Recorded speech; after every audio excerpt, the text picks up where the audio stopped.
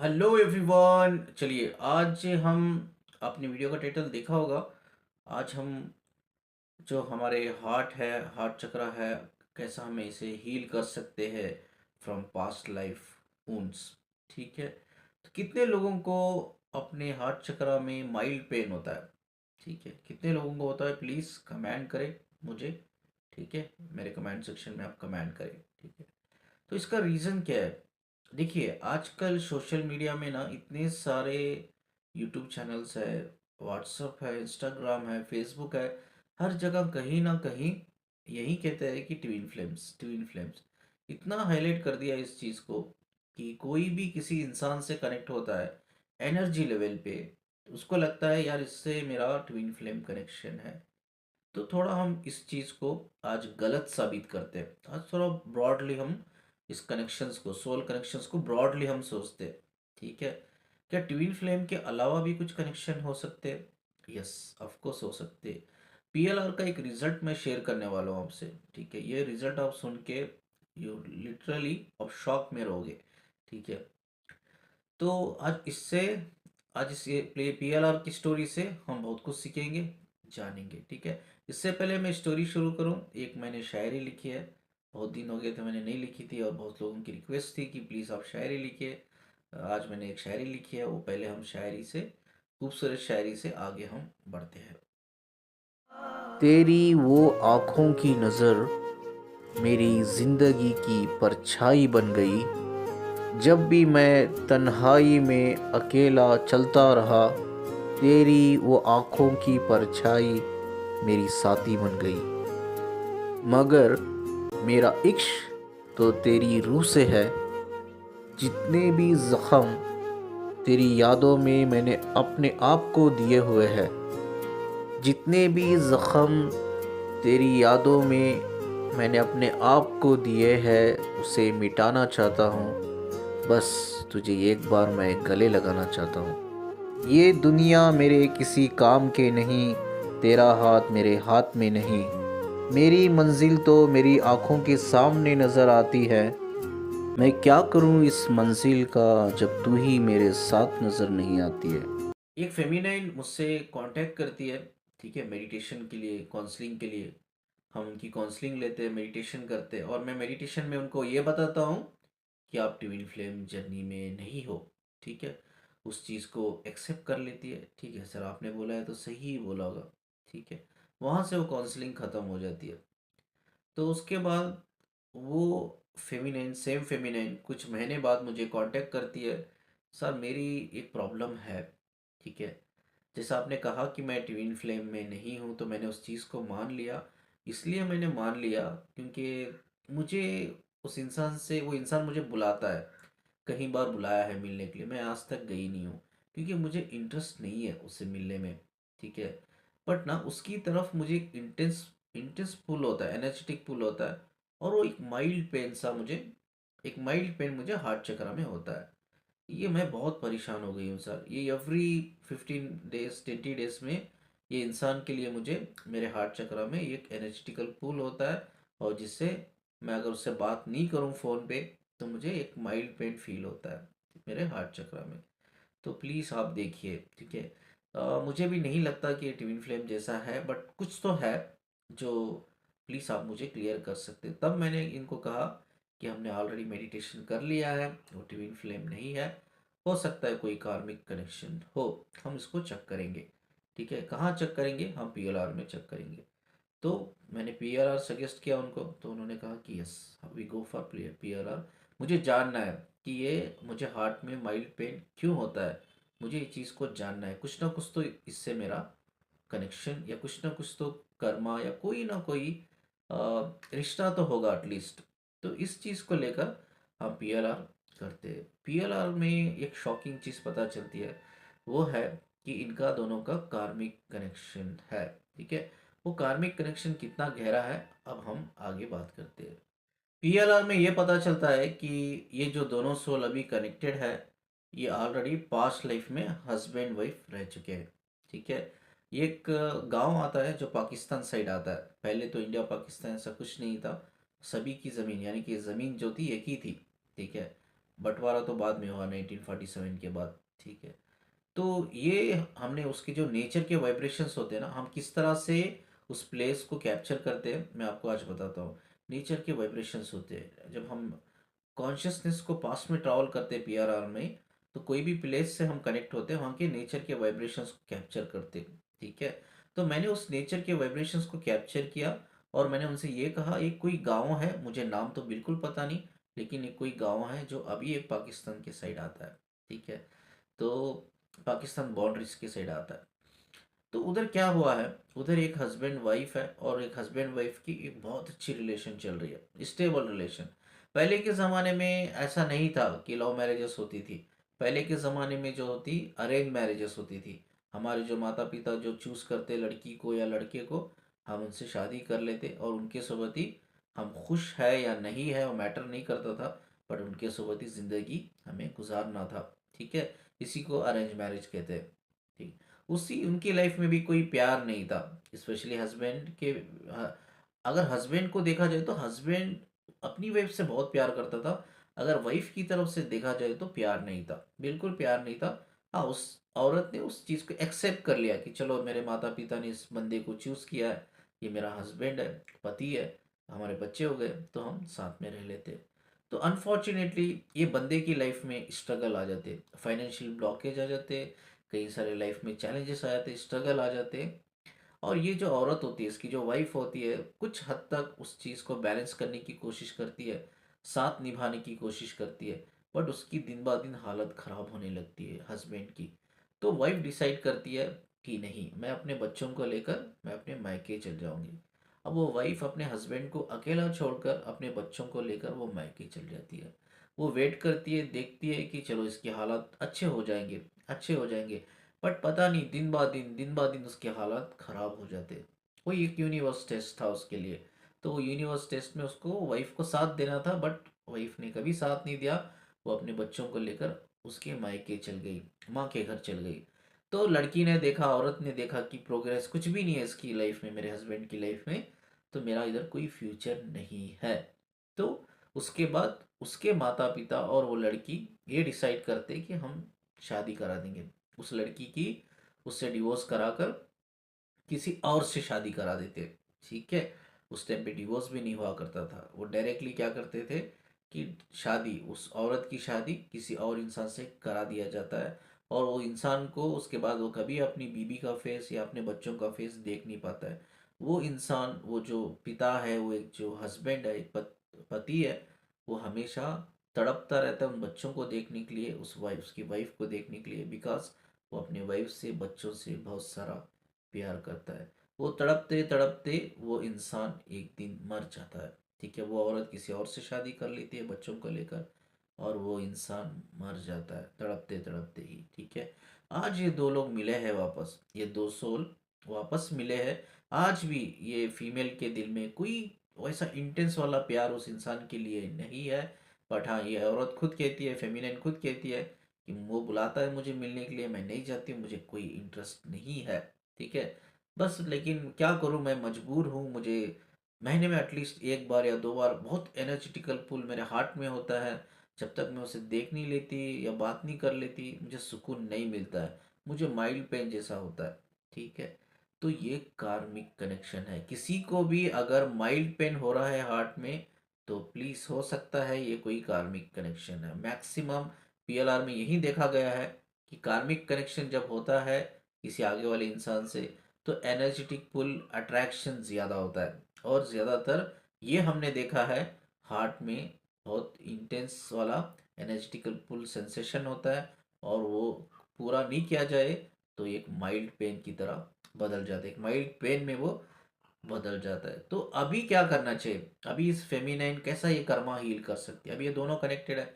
अभी इस बंदे की जो है किसी और से शादी हो गई है, ठीक है, इस लाइफ में इस बंदे की किसी और से शादी हुई। बेशक ये दोनों जो कपल्स है, जो दोनों सोल है, जो पास्ट लाइफ से कनेक्टेड है, कर्मा बॉन्ड से जुड़े हुए हैं, तो ये कोई यूनियन करने के लिए, बच्चे पैदा करने के लिए, साथ में जीने के लिए नहीं आए, ये सिर्फ अपना कर्मा उसको हील करने के लिए है। तो ये जो फेमिनिन है, इनको मैंने पर्सनली बोला कि ये कैसा कर्मा आप हील कर सकते हो। फर्स्ट ऑफ ऑल, वो इंसान जो आपसे कनेक्ट है उसे माफ़ी मांग लो, ये करके माफ़ी मांग लेना ये बोल के माफ़ी मांग लेना कि यार मैंने कभी तेरा दिल दुखाया है इस लाइफ में या कोई जन्म में, तो प्लीज़ मुझे कंप्लीटली दिल से फॉरगिव कर देना। ये आप पहले कर लो। दूसरा, आप यूनिवर्स से फॉरगिवनेस मांगना होगा। आप जब भी मेडिटेशन करते हो या भगवान की पूजा करते हो, आपको फॉरगिवनेस मांगना ही होगा। ठीक है। तो उसके बाद आप क्या कर सकते हो ये कर्मा को हील करने के लिए, इस बंदा अगर जब तक आपसे कनेक्टेड है, आप भी कनेक्टेड रहो, इसके हर दुख में गम में इसका साथ दो। क्योंकि जब इसको एक दुख में गम में साथ देना चाहिए था, ये फेमिनाइन को पास्ट लाइफ में फेमिनाइन नहीं दिया, उसको छोड़कर वो अपने मायके चल गई, और बहुत कुछ साल बाद उन्होंने, वो औरत ने किसी और से शादी कर ली, और ना ही वो कभी मिली, ना ही उसके बच्चों से मिलने दी। ठीक है। तो अभी इस कर्मा को कैसा ये औरत हील कर सकती है, फेमिनाइन कैसा हील कर सकती है, कि अभी उसकी जो भी परेशानी है, मुसीबतें हैं, जो भी उसके चैलेंजेस वो लाइफ में फेस कर रहा है, तो उसमें साथ देना होगा। ठीक है। उसको अनकंडीशनल सपोर्ट देना होगा, इमोशनल सपोर्ट देना होगा। अगर वो अनकंडीशनल प्यार नहीं दे सकती तो अनकंडीशनल सपोर्ट दे सकती है, अनकंडीशनल वो हेल्प दे सकती है, मोटिवेट कर सकती है, एनकरेज कर सकती है। ठीक है। उसके दर्द की दुख की साथी बन सकती है, एक अच्छी दोस्त के फॉर्म में ही सही, वो एक साथी बन सकती है।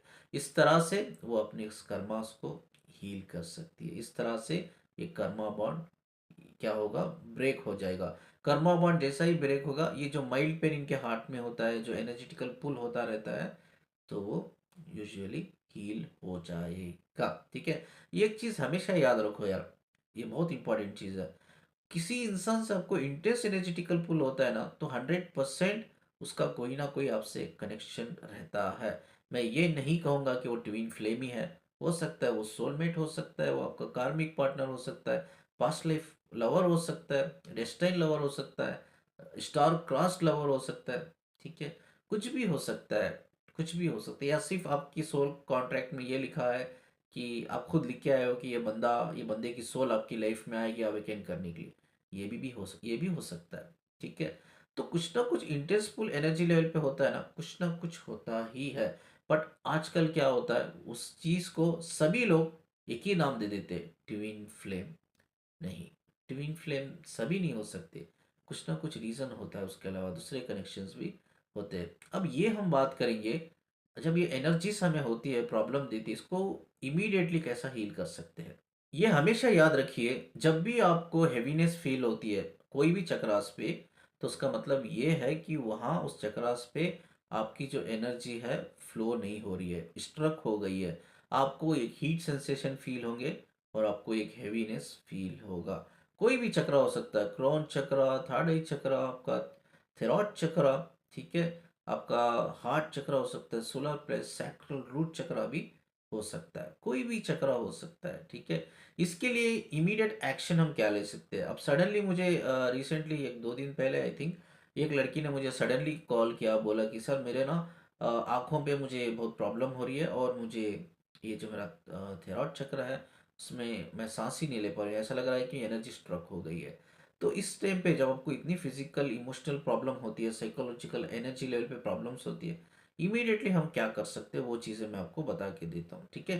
पहले अगर सोचो आपको ये हेडेक, इधर सामने वाला हेड के सामने हेडेक है, आंखों में प्रॉब्लम है, आपको एनर्जी फ्लो हो रही है, या स्ट्रक हो गई है तो आंखों में प्रॉब्लम है। ठीक है। आपके गालों पे दर्द है। ठीक है। या आपको एटलीस्ट इधर ये गले के साइड आपको प्रॉब्लम है। ठीक है। या आपको सर दर्द है, पीछे वार या साइड में सर दर्द है। ठीक है। तो ये सब एनर्जी फ्लो ना होने की वजह से ठीक तरह से प्रॉब्लम होती है।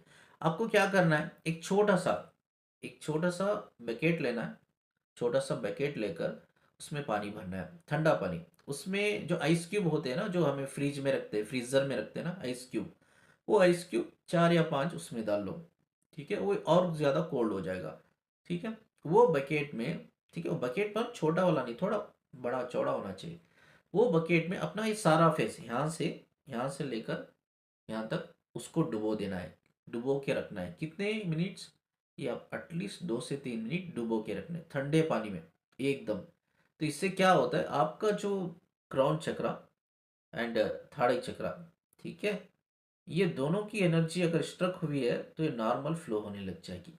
ठीक है। अगर आपका माइंड ओवर थॉट करता है तो भी ये आप कर सकते हो, नॉर्मली आपका माइंड रिलैक्स हो जाएगा, काम हो जाएगा। ठीक है। जिससे क्या होता है, किसी को भी हेडेक हो रहा है ना, फ्रंट फ्रंट आपका हेडेक, तो उसमें जल्दी कम हो जाएगा, आंखों को रिलैक्स मिलेगा। ठीक है। और आपके कानों को, सारे चेहरे को रिलैक्स मिलेगा।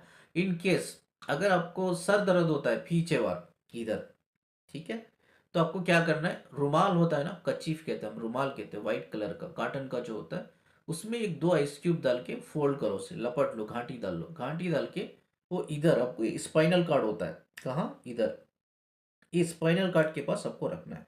ऐसा बेंड करके, वो रुमाल जो आपने आइस क्यूब रखा है उसको बेंड करके ऐसा, उधर वो आइस क्यूब के जो रुमाल में रखा है अपने आइस क्यूब, इधर लगाना है, इधर लगाना है। ठीक है।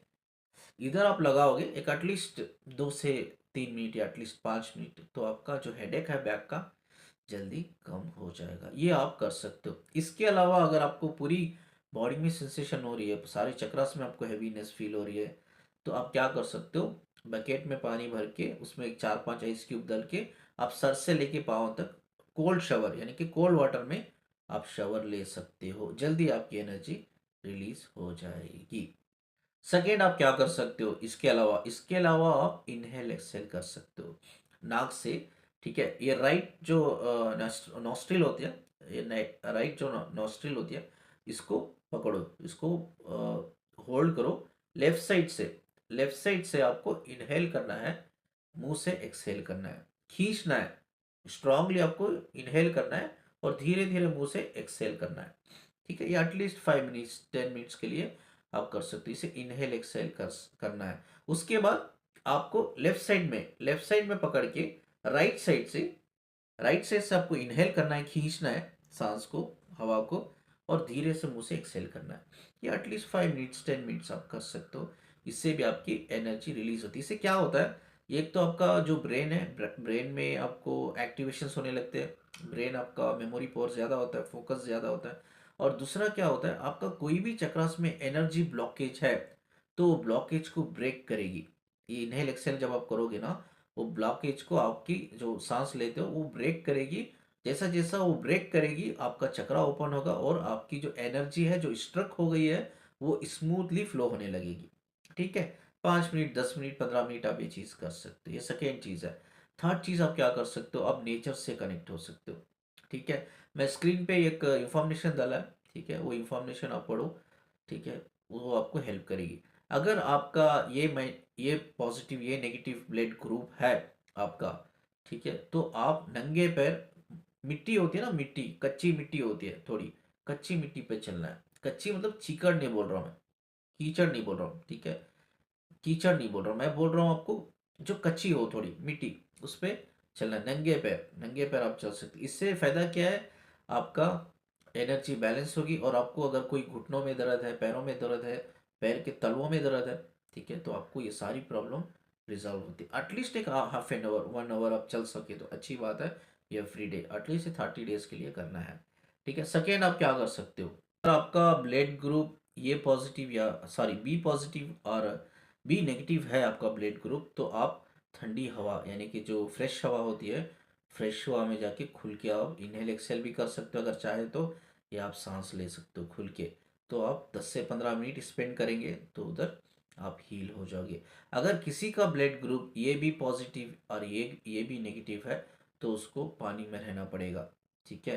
तो हो सकता है आपको हेडेक है, तो आप ये भी कर सकते हो कि दोनों जो बकेट होता है पानी, उसको थोड़ा गर्म होना चाहिए पानी, ठीक है, उसमें थोड़ा नमक डालो, दोनों पैर को वो बकेट में रख लो, एक 15 मिनट के लिए 10 मिनट के लिए, आपका हेडेक भी कम हो जाएगा और सारी आपकी बॉडी की जो एनर्जी होगी वो भी बैलेंस होगी। या एनर्जी ज़्यादा इंटेंस हो गई है, हीट बढ़ गई है, हैवीनेस बढ़ गई है, तो आप कोल्ड वाटर से शावर भी ले सकते हो। सिर्फ कोल्ड वाटर से, हॉट वाटर से नहीं लेना है, बिकॉज एनर्जी ऑलरेडी आपकी बढ़ी हुई है, सेंसेशन हाई हाई हुए है, बॉडी में हीट पैदा हुई है। तो अगर हॉट वाटर से आप शावर लेते हो प्रॉब्लम और ज़्यादा बढ़ जाएगी। सिर्फ कोल्ड वाटर से, अगर पैर पैर डुबोना है आपको, दोनों पैर सिर्फ डुबोना है, तो वो थोड़ा हॉट वाटर और थोड़ा नमक डाल के भी आप उसको बैलेंस कर सकते हो। तो जिसका वो पॉजिटिव वो नेगेटिव है उनके लिए बेस्ट चीज़ है कि वो सनलाइट में बैठे, स्पेशली जब मॉर्निंग, जो हम सूर्य नमस्कार करते, जो मॉर्निंग की जो सूरज की किरणें होती है, पहली किरणें, वो किरणें आपकी बॉडी और माइंड पे पड़नी चाहिए। ये भी आप कर सकते हो, इससे भी आप हील कर लोगे। ठीक है, 3 चीज़ें मैंने बताई जो इमीडिएटली आप एक्शन ले सकते हो। एक है जहाँ आपको क्रोन चक्र और थाड़े चक्र में प्रॉब्लम है, तो बकेट में पानी रख के उसमें अपना सर डुबो सकते हो आप।